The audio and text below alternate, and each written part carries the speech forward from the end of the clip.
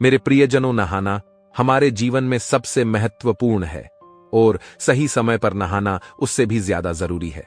रोजाना नहाने से शरीर में सकारात्मक ऊर्जा पैदा होती है।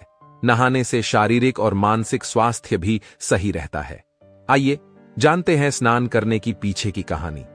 दोस्तों, एक बार की बात है, भगवान विष्णु और माता लक्ष्मी शेषनाग की शैया पर आराम कर रहे थे। उसी समय नारद जी वहां आते हैं और भगवान विष्णु जी से पूछते हैं, हे प्रभु, जब मैं पृथ्वी लोक का भ्रमण कर रहा था तब मैंने देखा कि पृथ्वी लोक पर कई मनुष्य नित्य स्नान करते हैं। वे लोग फिर भी दुखी जीवन जीते हैं। उनके दुखी जीवन के पीछे का कारण क्या है?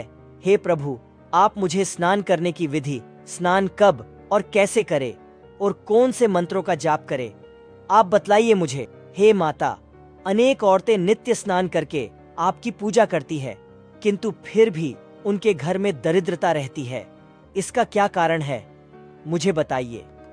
भगवान विष्णु कहते हैं, नारद जी, आपने बहुत अच्छा सवाल किया है। मैं तुम्हें इसके पीछे की कथा सुनाता हूं। इस कथा के माध्यम से पूरी मानव जाति का कल्याण होगा। हे नारद जी, प्राचीन काल की बात है। मध्य देश में एक बहुत सुंदर नगर था, जहां पर एक धनी सेठ रहता था, जिसकी 3 बेटियां थीं। उस सेठ ने अपनी बेटियों बड़े लाड़ प्यार से पाला था। उसकी तीनों बेटियां सुंदर और चंचल स्वभाव की थीं। सेठ ने अपनी तीनों बेटियों को सब कुछ दिया, लेकिन उसने अपनी बेटियों को शास्त्र ज्ञान नहीं दिया। सेठ ने यह बहुत बड़ी गलती कर दी, क्योंकि हम सब जानते हैं कि ज्ञान के बिना कोई भी मनुष्य पूर्ण नहीं होता है। धन दौलत होने के बावजूद भी उसकी बेटियों के पास वह नहीं था जो प्रत्येक स्त्री के पास होना चाहिए। फिर जब उसकी तीनों बेटियां बड़ी और जवान हुईं, तो उस सेठ ने तीनों बेटियों की शादी अच्छे बड़े घराने में कर दी। तीनों के पति बड़े बड़े व्यापारी थे और तीनों राजमहलों में रहने के लिए चली गई। उनका बहुत अच्छे से स्वागत हुआ। ससुराल में सारी रस्में हुई। उनका बहुत मान सम्मान हुआ। वे तीनों अपने ससुराल में बड़े ही मौज मस्ती से रहने लग गई थीं। तीनों सुबह देर से उठती, बहुत देर बाद स्नान करती और कभी कभी तो बिना स्नान किए ही भोजन कर लिया करती थी और कभी कभी ही पूजा किया करती थी। उनकी सास ने भी उन्हें रोका टोका, लेकिन वे तीनों किसी की भी बात ना मानते हुए अपनी ही मनमानी करने लगी थीं। लेकिन जैसे जैसे समय बीता, उनके ससुराल में परेशानियां बढ़ने लगीं। तीनों के पतियों के व्यापार मंदा पड़ गया, आर्थिक नुकसान होने लगे। वे दूसरों से कर्जा लेकर व्यापार करने लगे, लेकिन फिर भी उन्हें घाटा ही हुआ। फिर धीरे धीरे घर में क्लेश होने लगे। उन तीनों बहनों के ससुराल में पैसों की इतनी ज्यादा तंगी हो गई थी कि उन्हें अपना घर बार, जमीन जायदाद सब कुछ बेचना पड़ गया था और वे सभी झोपड़ी में आ गए थे। लेकिन उन तीनों बहनों को झोपड़ी में रहना पसंद नहीं था, इसीलिए वे तीनों अपने ससुराल से मायके चली गई। लेकिन उन तीनों बहनों की आदत अपने पिता के घर भी नहीं बदली और अपने मायके में भी उसी मौज से रहने लग गई। वहां पर भी वे तीनों देर से उठती, देर से स्नान करती और बिना स्नान किए ही भोजन करती थी, जिसकी वजह से उनके पिता को भी व्यापार में नुकसान होने लगे। उनकी भी आर्थिक स्थिति धीरे धीरे खराब होने लगी। यह सब देखकर भगवान विष्णु ने साधु का रूप धारण किया और सेठ के पास पहुंच गए। सेठ ने भी उन साधु का प्रेम से और पैर धोकर उन्हें प्रणाम किया। फिर सेठ ने उस महान साधु को अपना सारा दुख बताया और उपाय पूछा। सेठ ने अपनी पुत्रियों को भी बुलवा लिया और सेठ ने साधु को उनके बारे में भी सारी बात बता दी। जैसे ही उस साधु ने सेठ की तीनों बेटियों की तरफ देखा तो उन्हें सब कुछ पता चल गया। उन तीनों बहनों के चारों तरफ नकारात्मक शक्ति का घेरा बना हुआ था, जो उनके साथ साथ ही चल रहा था। वे जहां पर भी जाती, वह नकारात्मक ऊर्जा उनके पीछे ही जाती। उस महान साधु ने उस सेठ को कहा कि तुम्हारी तीनों बेटियों की आदतों के कारण ही उनके चारों तरफ नकारात्मक ऊर्जा का घेरा बना हुआ है। यही कारण है कि यह तीनों जहां पर भी जा रही है, वहां पर केवल दुख और संकट ही आ रहे हैं। तुम्हारी तीनों बेटियां बहुत आलसी हैं। इनका देर से जागना, देर से स्नान करना और बिना स्नान किए ही भोजन करना, इसी वजह से ही इनके जीवन में यह संकट आ रहे हैं। फिर उस साधु ने उस सेठ की तीनों बेटियों को महत्वपूर्ण ज्ञान दिया और उसका नित्य पालन करने को कहा।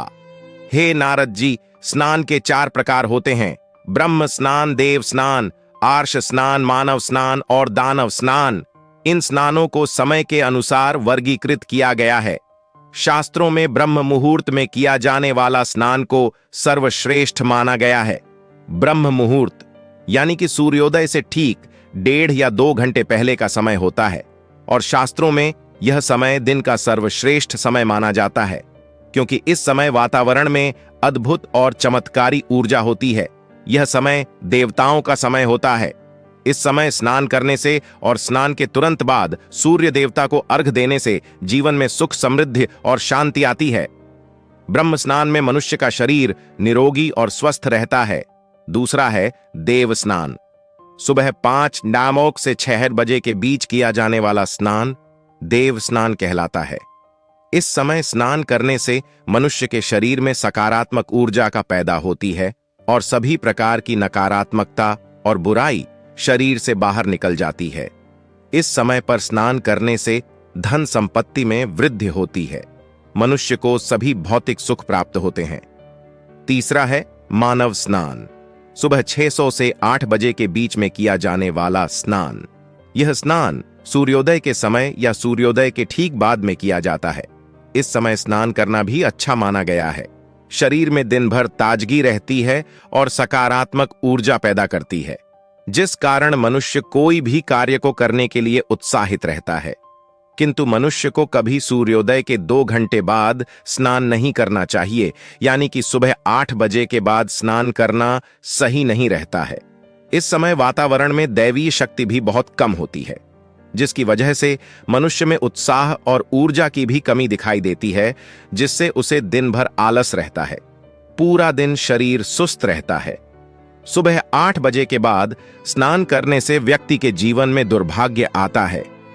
यही कारण है तीनों बहनें सुबह देर से स्नान करती थीं, जिस कारण से उनके ससुराल की सारी संपत्ति नष्ट हो गई और फिर उसके पिताजी की भी धन संपत्ति नष्ट हो रही थी। सूर्योदय होने के बहुत समय बाद तक भी जो लोग स्नान नहीं करते हैं, उनके मन में दिन भर क्रोध, नकारात्मकता, कमजोरी और चिड़चिड़ापन बना रहता है। हे नारद, अब मैं तुम्हें स्नान करते समय बोले जाने वाले अत्यंत महत्वपूर्ण मंत्र के बारे में बताता हूं।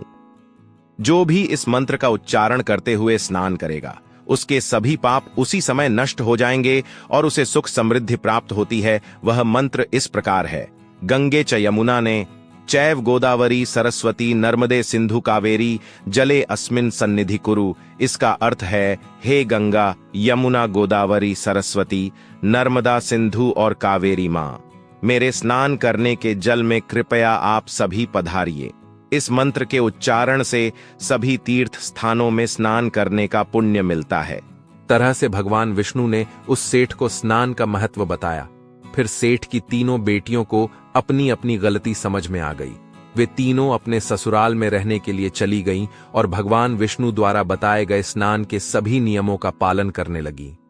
इस तरह से धीरे धीरे उनके पति का काम, धंधा, व्यापार भी ठीक से चलने लगा और उन्होंने जो खोया था उन्हें सब कुछ फिर से वापस मिल गया और तीनों बहनें बड़ी ही खुशी के साथ अपने ससुराल में रहने लगीं। इसलिए कहते हैं दोस्तों, हमारे जीवन में स्नान का बहुत अधिक महत्व है।